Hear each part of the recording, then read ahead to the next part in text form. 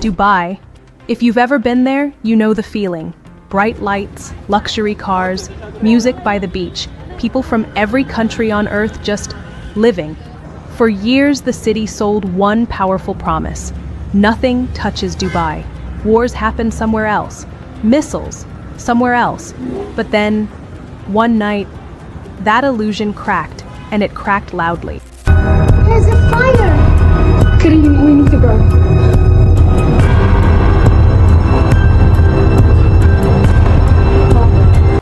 Because on a quiet evening over Palm Jumeirah, one of the most expensive and famous man-made islands on the planet, a luxury hotel caught fire, not from a kitchen accident, not from fireworks, not from some electrical issue, from missile debris. Yes, missile debris. Something falling from the sky after a massive wave of attacks tied to the growing conflict between Iran, Israel, and the United States. And suddenly the question people started whispering was this: if Dubai isn't safe, where is? Witnesses say it started like a normal night. Tourists were having dinner, couples were taking photos, music was playing, then a loud boom. At first people laughed. Fireworks maybe? Dubai loves fireworks. But the second sound came, louder, and then the alarm started screaming. Smoke, flames, people pointing toward the sky. Something had fallen near the Fairmont The Palm, a 5-star hotel sitting right on Palm Jumeirah.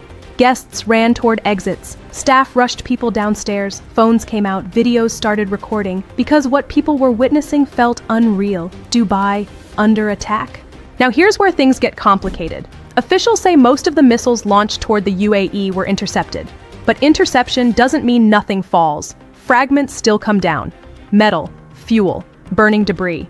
And some of it landed exactly where nobody expected, among hotels, roads, and neighborhoods. One of those fragments struck near the Fairmont Palm. The impact caused a fire. 4 people were injured, not hundreds, not dozens, but still enough to shake the entire region, because the message was clear: the war had just moved closer, much closer. To understand this night, you have to rewind a little, because this didn't start in Dubai. It started days earlier, after a massive military escalation involving Israel and the United States targeting Iran. What followed was retaliation, and not the quiet kind. Iran launched waves of ballistic missiles and drones across the Gulf targeting US allies and strategic sites. Air defense systems worked overtime. Explosions were heard across multiple countries: Saudi Arabia, Qatar, Bahrain, and the United Arab Emirates. Dubai suddenly found itself inside a geopolitical storm. Now here's the thing, people expect attacks in war zones, but Dubai built its reputation on stability. Investors trusted it, tourists trusted it, celebrities trusted it. Many visitors on Palm Jumeirah that night thought they were watching fireworks until reality hit. One influencer said she literally froze on her balcony watching explosions in the distance. Another said he was only meters away from where debris landed. You could hear it in their voices. Not panic exactly, but disbelief. Like someone just told them gravity stopped working. And the location matters. Palm Jumeirah is not just another place. It's a symbol. A giant artificial island shaped like a palm tree. Home to some of the most expensive real estate in the world. Celebrities, athletes, business tycoons, luxury resorts everywhere. When something burns there, the whole world notices, which is exactly what happened. Within minutes, the internet exploded. Videos everywhere.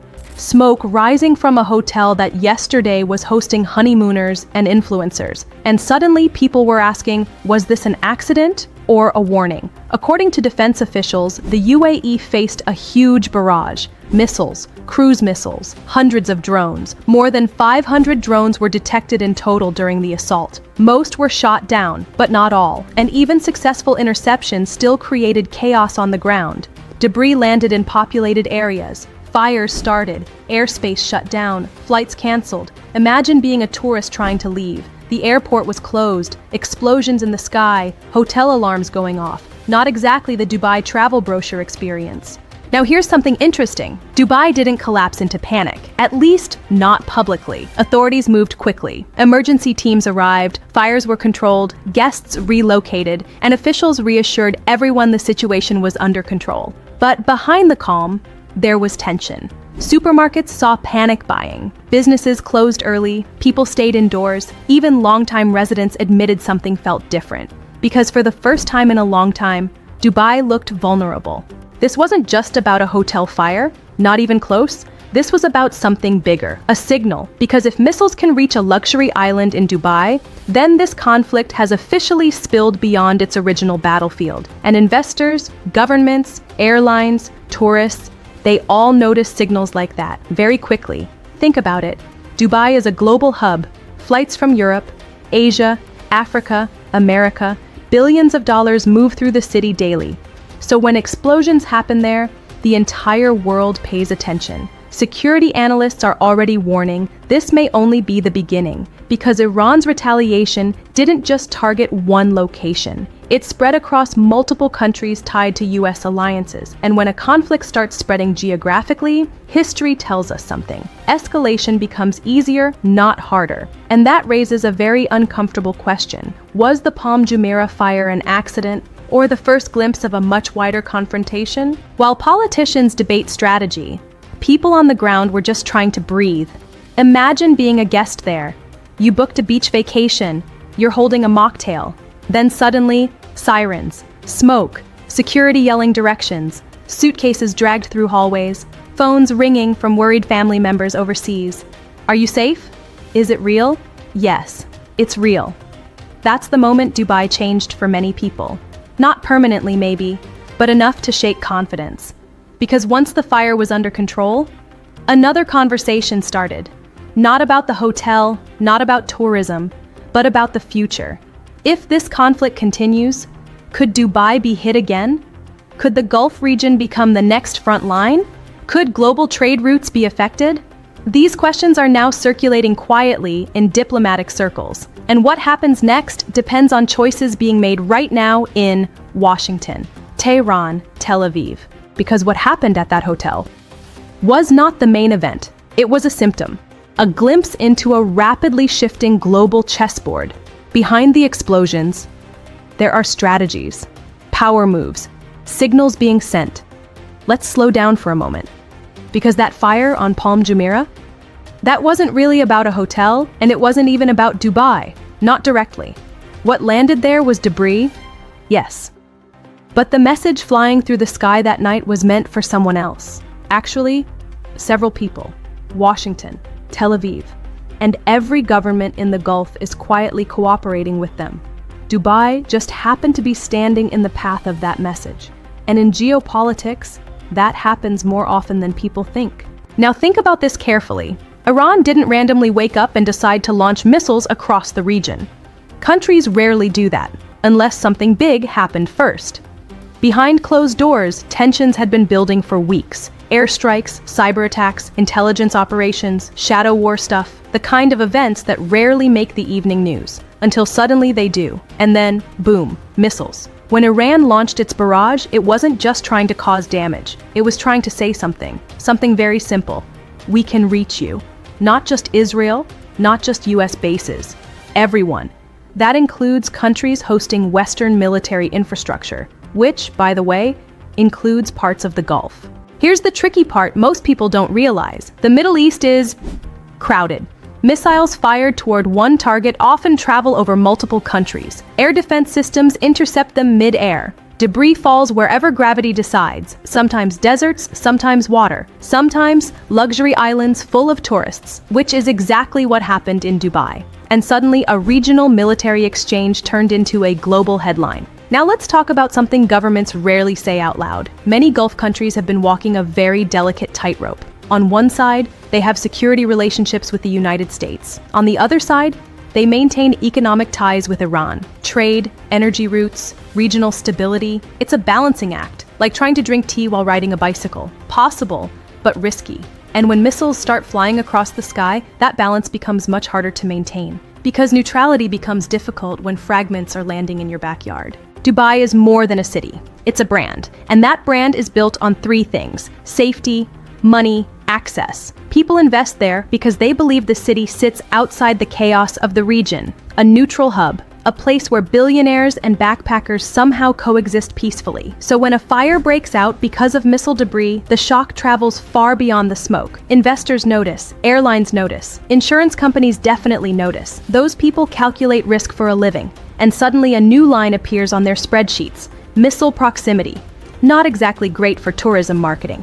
Iran understands media impact very well. Military planners know that where something happens matters as much as what happens. If debris falls in an empty desert, maybe it becomes a footnote. But if something burns on Palm Jumeirah, that becomes a global story within minutes. So even if Dubai was not the intended target, the psychological effect still worked. People across the world suddenly realized something uncomfortable.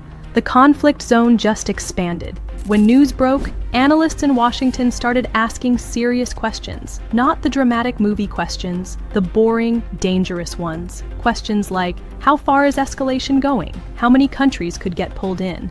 And perhaps the biggest one, what happens if a missile actually hits something major next time? Because missile debris causing injuries is one thing. A direct strike on infrastructure, that changes the conversation entirely.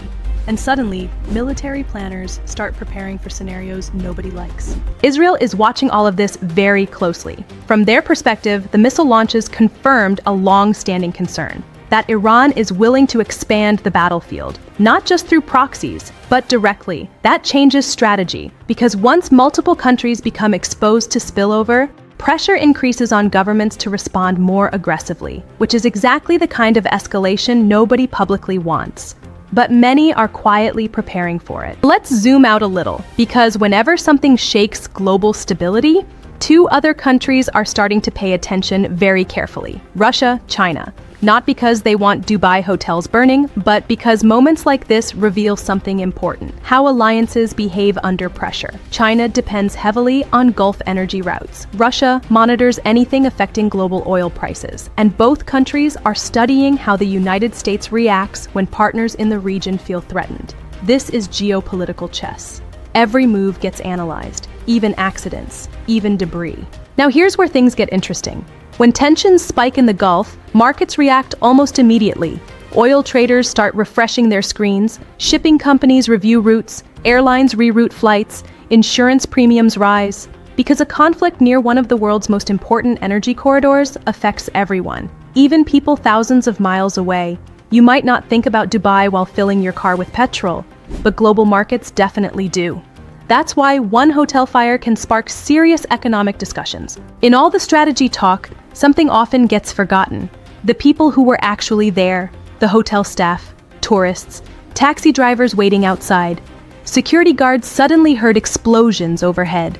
One guest reportedly said the strangest part was the silence afterward. After alarms, after shouting, after the fire trucks, just quiet. People standing outside staring at the skyline, trying to process what just happened, because a moment earlier, life felt normal, and then suddenly, it didn't. Within minutes, social media exploded. Videos, speculation, rumors. Some people claimed Dubai was under direct attack. Others insisted it was nothing serious. The truth, as usual, sat somewhere in the middle. But the speed of online reaction revealed something important. Information travels faster than missiles these days, which means perception can spread before facts arrive. And perception shapes global reactions. Governments know this, so they move quickly to control narratives, calm markets, reassure residents, prevent panic. It's almost a second battlefield, the information battlefield. Even though the physical damage was limited, strategically, something shifted. Countries across the Gulf suddenly began reviewing their defenses, air defense coordination, radar coverage, emergency protocols, because one night proved something. Geography doesn't guarantee immunity anymore. The region is too interconnected, too tense, too armed, and too watched. Right now, leaders across multiple countries are asking the same question. How far does this go? Because every conflict has a moment where it either cools down or spirals outward. And moments like the Palm Jumeirah incident sit right on that edge. A warning shot, a near miss, a reminder that modern wars don't always stay inside neat borders drawn on maps. Sometimes they drift, sometimes they spill, sometimes they land on a luxury island full of tourists who thought they were far from the headlines, because what happened that night triggered conversations happening behind closed doors right now. Emergency meetings, military briefings, diplomatic calls at 3 a.m., decisions that could determine whether the region stabilizes or slides deeper into confrontation. What do you think about this situation? Do you believe this was just an accident caught in the middle of a larger conflict, or a warning of something bigger coming? Drop your thoughts in the comments. Support the work by liking the video, and subscribe to the channel so you don't miss the next breakdown as this story develops. Because in times like this, the story is far from over.